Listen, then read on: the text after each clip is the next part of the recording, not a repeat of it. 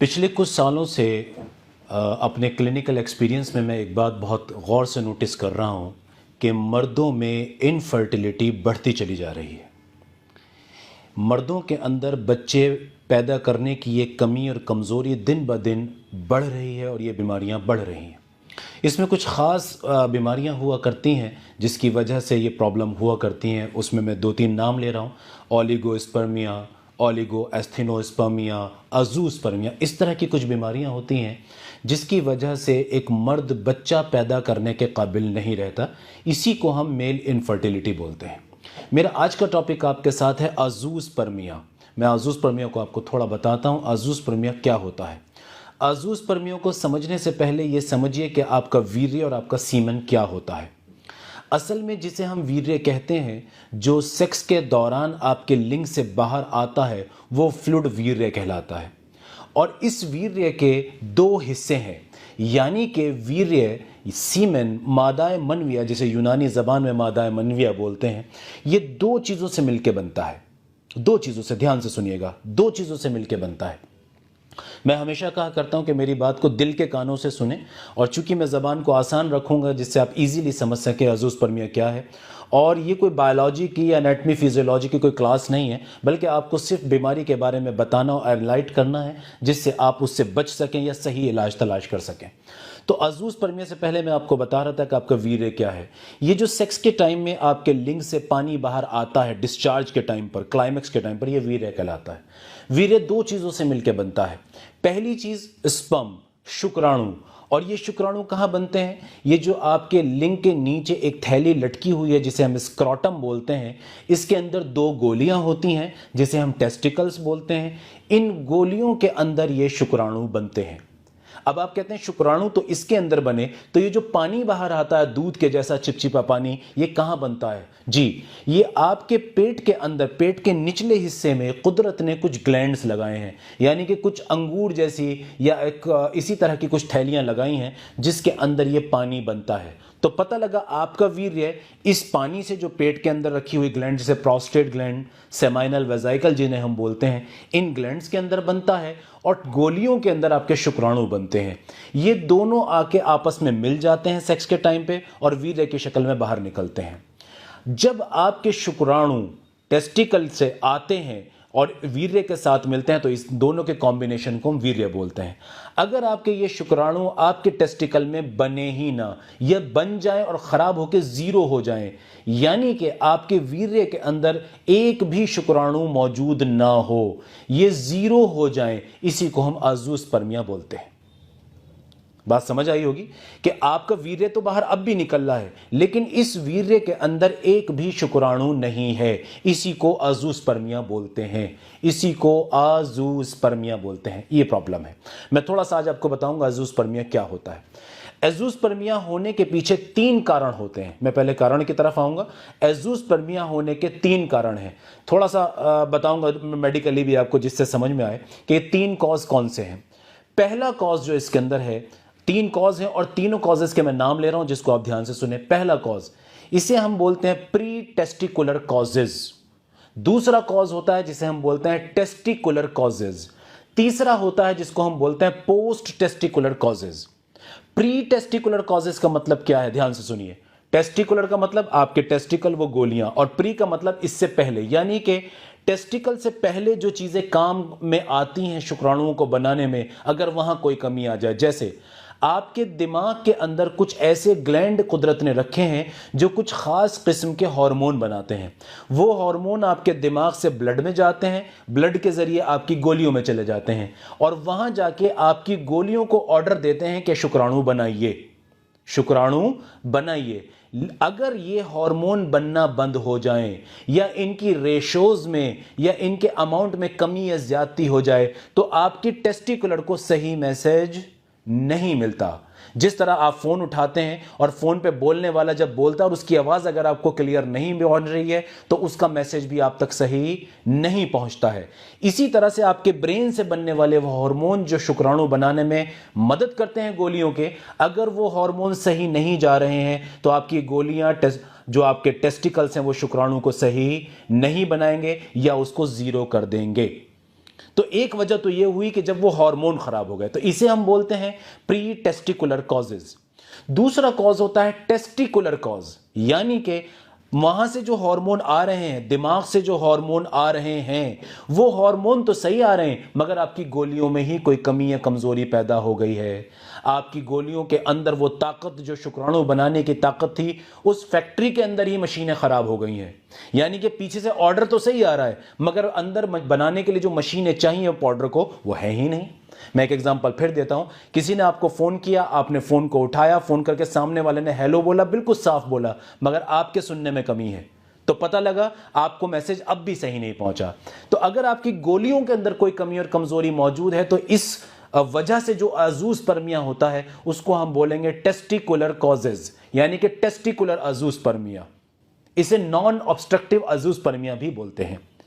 तीसरा कॉज है post testicular अजूस्पर्मिया, यानी कि आपके दिमाग से आने वाले हार्मोन भी सही हैं, आपकी गोलियां भी सही हैं, लेकिन आपकी गोलियों से शुक्राणु को उठा के ऊपर ले जाने वाली जो नलियां मौजूद हैं, जिन्हें हम स्पर्मेटिक कॉर्ड बोलते हैं, ये पाइप लगा लीजिए कि जिस तरह आपके मोटर से पानी को ले जाने वाले पाइप होते हैं टैंक तक, इसी तरह आपकी गोलियों से कुछ पाइप जुड़े हुए हैं जो शुक्राणुओं को उठाते हैं और ले जाके पेट की तरफ, अंदर की तरफ ले जाके उस चिपचिपे पानी से वीर्य के पानी में इसको मिला देते हैं, जो सीमेन की शक्ल में, वीर्य की शक्ल में सेक्स में बाहर निकलता है। तो अगर इन नलियों के अंदर कोई गांठ हो जाए, कोई गिल्टी हो जाए, किसी तरह का ट्यूमर हो जाए, या by birth hormonal genetical problems की वजह से, या यूं समझ के चलिए क्रोमोसोमल डिसऑर्डर्स की वजह से अगर आपकी ये नलियां बने ही ना पेट के अंदर, या ये बनती तो हैं पर ये पाइप खराब और कमजोर होंगे, तो क्या होगा कि शुक्राणु तो बनेंगे मगर इनको ले जाने वाला जो ट्रांसपोर्ट सिस्टम है, वो ट्रांसपोर्ट सिस्टम खराब हो गया। मसलन आपकी फैक्ट्री में प्रोडक्शन तो हुई, आपका प्रोडक्ट बना तो, लेकिन आपकी फैक्ट्री से उठा के इसे जरूरत की जगह तक ले जाने वाला जो ट्रांसपोर्ट सिस्टम था वो खराब हो गया। तो ये 3 कॉजेज होते हैं अजूस्पर्मिया के। आपको समझ आया होगा आसान जबान में, ये 3 कॉजेज होते हैं। अब हम आते हैं कि अजूस्पर्मिया का पता कैसे लगाएं। देखिए, अजूस्पर्मिया को सही अगर इसका पता लगाना है तो इसका एक ही तरीका है कि आपके वीर्य की जांच कराई जाए, जिसे हम कंप्लीट सीमेन एनालिसिस बोलते हैं। इस सीमेन एनालिसिस में आपको क्या करना होता है, लैब में जाकर अपने वीर्य को देना होता है। वीर्य आपका एक स्पेशल कंटेनर में, एक डब्बे के अंदर ले लिया जाता है और हाथों हाथ 15 से 20 मिनट के अंदर उधर से मशीनों में रख दिया जाता है, और वहां आपके वीर्य की खुल के जांच की जाती है, एक एक चीज की, कि आपका वीर्य के अंदर क्या क्या मौजूद है, कितने कितने अमाउंट में मौजूद है, किस क्वालिटी में मौजूद है। इसी टेस्ट के जरिए पता लगता है कि आप अजूस्पर्मिया के शिकार हैं या नहीं हैं। इसके साथ साथ सही डायग्नोस करने के लिए डॉक्टर आपके कुछ ब्लड टेस्ट करा के देख सकता है, जिसमें कुछ खास हार्मोन के टेस्ट हो सकते हैं या कुछ क्रोमोसोम के टेस्ट हो सकते हैं। इसके अंदर एमआरआई वगैरह, ब्रेन की एमआरआई या बॉडी की एमआरआई या कुछ अल्ट्रासोनिक ग्राफिक स्टडीज से भी डॉक्टर आपको इवेल्यूट कर सकता है, और प्रॉपर फिजिकल एग्जामिनेशन इसके साथ साथ वो करेगा। यानी कि आपके शरीर की जांच अपने हाथों से भी करेगा, कुछ टेस्ट भी कराएगा। इससे सही पता लग जाएगा कि आपको अजूस्पर्मिया है या नहीं है। अब आते हैं अगले पॉइंट की तरफ। क्या अजूस्पर्मिया के साथ बॉडी में कुछ और भी लक्षण पैदा हो सकते हैं? हाँ, हो सकते हैं। अगर आपका अजूस्पर्मिया आपके हार्मोन की कमजोरी की वजह से है, यानी कि दिमाग से बनने वाले वो हार्मोन, शरीर के अंदर बनने वाले वो हार्मोन जो अजूस्पर्मिया को पैदा कर सकते हैं, अगर इस वजह से अजूस्पर्मिया है तो आपको कुछ और भी लक्षण आएंगे। जैसे मोटे मोटे बता देता हूं, आपको इरेक्टाइल डिस्फंक्शन हो सकता है, आपकी दाढ़ी, बाल, मूछें कम हो सकते हैं, आपकी बॉडी पे बाल कम हो सकते हैं, आपके अंदर मूड स्विंग के चांसेस हो सकते हैं, आपकी बॉडी में फैट डिपोजिशन ज्यादा हो सकता है और मसल्स कम हो सकती हैं, चिड़चिड़ापन और बेचैनी हो सकती है। इस तरह के लक्षण आपको मिल सकते हैं। अब आते हैं कि अजूस्पर्मिया का इलाज क्या है। बस यहां आपको थोड़ा सा समझना पड़ेगा। देखिए, जब किसी बीमारी के कॉजेज बहुत सारे हो सकते हों, समझ रहे हैं आप, जब किसी बीमारी के होने के पीछे बहुत सारे कारण, बहुत सारे वजूहात हो सकती हों, तो किसी एक वजह को जब तक समझ ना लें कि वो बीमारी शरीर में क्यों हो रही है, सही इलाज नहीं बताया जा सकता। देखिए कैसे, अजूस्पर्मिया में ये समझना पड़ेगा कि अजूस्पर्मिया अगर आपके अंदर नील शुक्राणु हैं, आपका स्पर्म काउंट 0 है, तो किस वजह से है? प्री टेस्टिकुलर कॉजेस की वजह से है, पोस्ट टेस्टिकुलर कॉजेस की वजह से है, टेस्टिकुलर कॉजेस की वजह से है, हार्मोनल है, प्री हार्मोनल है, क्रोमोसोमल है, किस वजह से ये हो रहा है, जब तक डॉक्टर उसको गहराई से नहीं समझ लेगा तब तक इसका बेस्ट इलाज नहीं दिया जा सकता।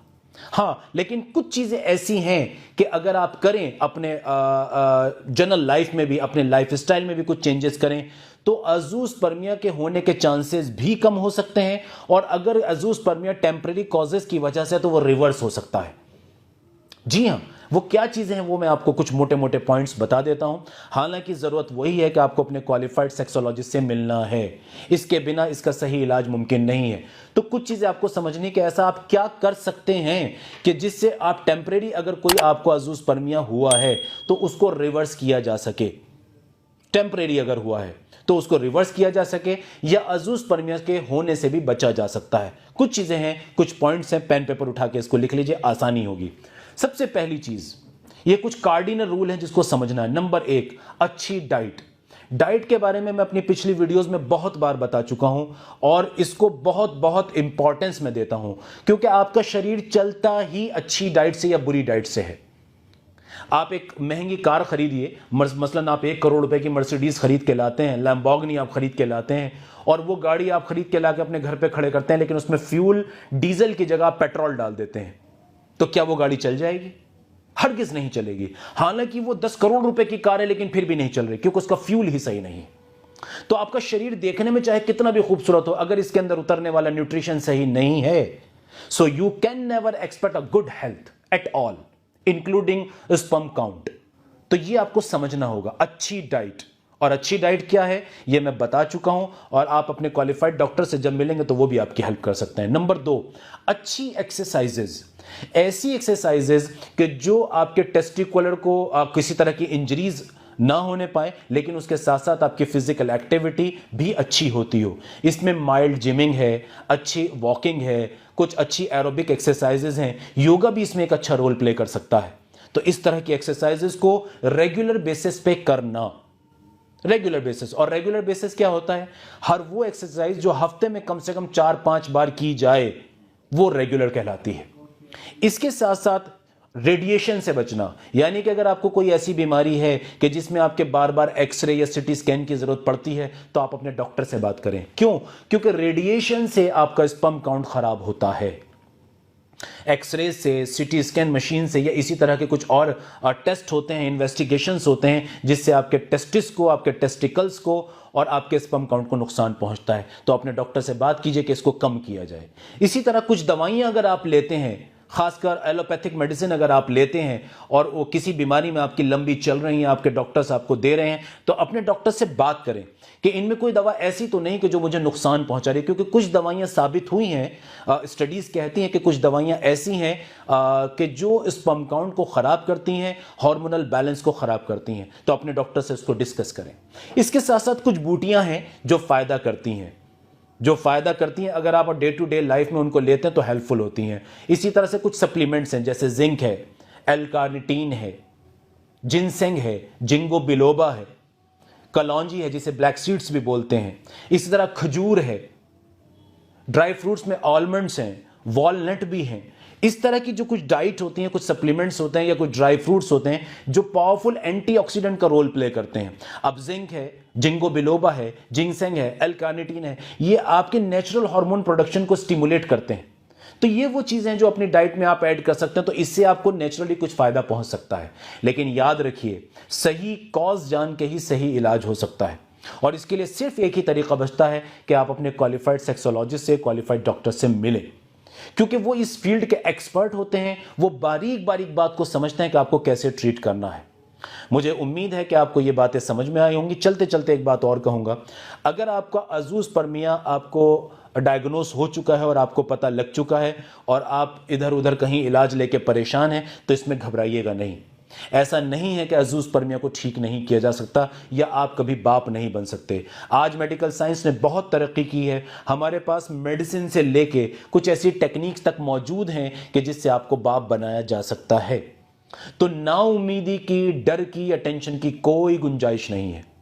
बिल्कुल कोई गुंजाइश नहीं है। आप बेफिक्र होकर, बिल्कुल निश्चिंत होकर अपने डॉक्टर से मिलें, उस डॉक्टर से मिलें जिस पे आपको ट्रस्ट हो, जिसमें लगता हो कि वो इस फील्ड का एक्सपर्ट है और जानता है इसको कैसे ट्रीट करना है। तो घबराने की जरूरत हरगिज नहीं है। उम्मीद है बात समझ में आई होगी। शुक्रिया, बहुत बहुत शुक्रिया।